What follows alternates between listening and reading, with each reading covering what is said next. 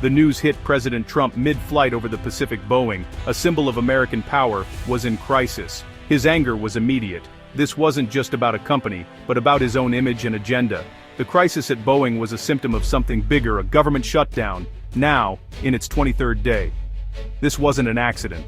The administration had chosen a political fight over funding the government, paralyzing the nation. The president's trade war threats, especially new tariffs on China, had sent shockwaves through the market.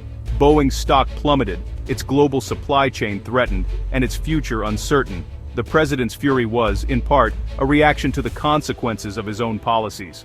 Two crises, Boeing's troubles, and the government shutdown, were now colliding. The shutdown was crippling the country, while Boeing's struggles threatened jobs and the economy.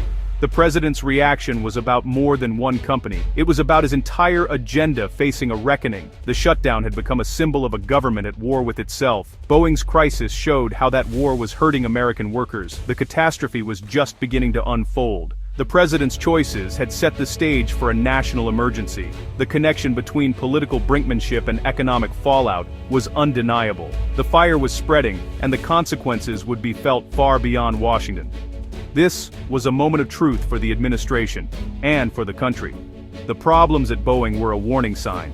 The government's paralysis was the real danger. America was entering uncharted territory. The crisis was no longer just political, it was personal for millions.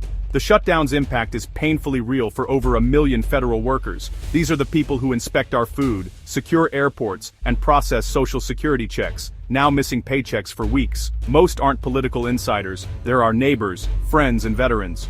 Forced to turn to food banks, take side jobs, and make impossible choices, their lives have been upended. Mortgages and bills don't wait for politics to resolve. The shutdown has made them pawns in a fight they never asked for. Their dedication to public service is being met with financial ruin. The pain ripples outward. SNAP food aid is about to be suspended, threatening hunger for 42 million Americans. This is a manufactured crisis. Funds exist, but political will is missing. The shutdown is pushing the most vulnerable to the edge. Instead of ending the crisis, the administration is focused on a political crusade. Federal workers feel abandoned and disrespected. They're told their work isn't essential enough to be paid for. The message political goals matter more than people's lives. The human cost grows every day. How much more can these families endure? The shutdown's effects are everywhere, at kitchen tables, in communities, and across the nation. The crisis is not abstract, it's a daily struggle for survival. The government's inaction is a profound betrayal. The question remains, when will relief come? The answer, for now, is uncertain. Boeing's troubles are no longer just about production delays, they're about survival. The president's trade war with China has thrown the company into chaos. China, a key customer and supplier, retaliated with export controls and higher port fees, threatening Boeing's supply chain and sales. Investors panicked. Boeing's stock plunged. The company is now caught in a crossfire it can't escape. Trade tensions with Canada have only made things worse, raising costs for vital materials. Boeing's crisis is a warning. Aggressive trade policies can backfire, hurting American industries and workers. The company's future, and thousands of jobs, hang in the balance. The trade war's damage is real, immediate, and spreading. Boeing's struggle is a symbol of a larger economic storm. The stakes have never been higher. As chaos mounted at home, President Trump toured Asia, announcing massive trade deals. Thailand agreed to buy 80 American planes. Malaysia pledged $70 billion in U.S. investments. The administration celebrated these as proof of tough negotiating paying off. But beneath the headlines, uncertainty lingered. The trade war with China had already put existing jobs at risk. New deals couldn't erase the damage done by weeks of instability. A preliminary agreement with China offered a temporary pause, but it felt like damage control, not victory. American businesses faced whiplash. One day threatened, the next promised new markets. The cycle of threats and last-minute deals left industries in limbo. Can these new deals offset the chaos at home? The answer remains unclear. The shutdown is making America less safe. The FAA has furloughed thousands of aviation safety experts. Air traffic controllers work without pay.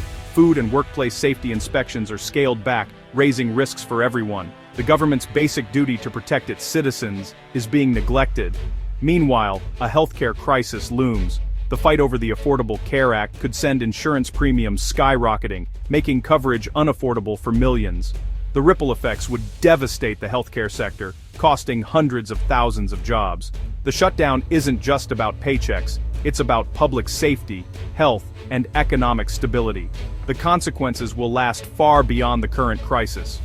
The nation is less secure, less healthy, and more divided. The cost of political brinkmanship is measured in lives and livelihoods. The damage is real, and it's growing. The time to act is running out.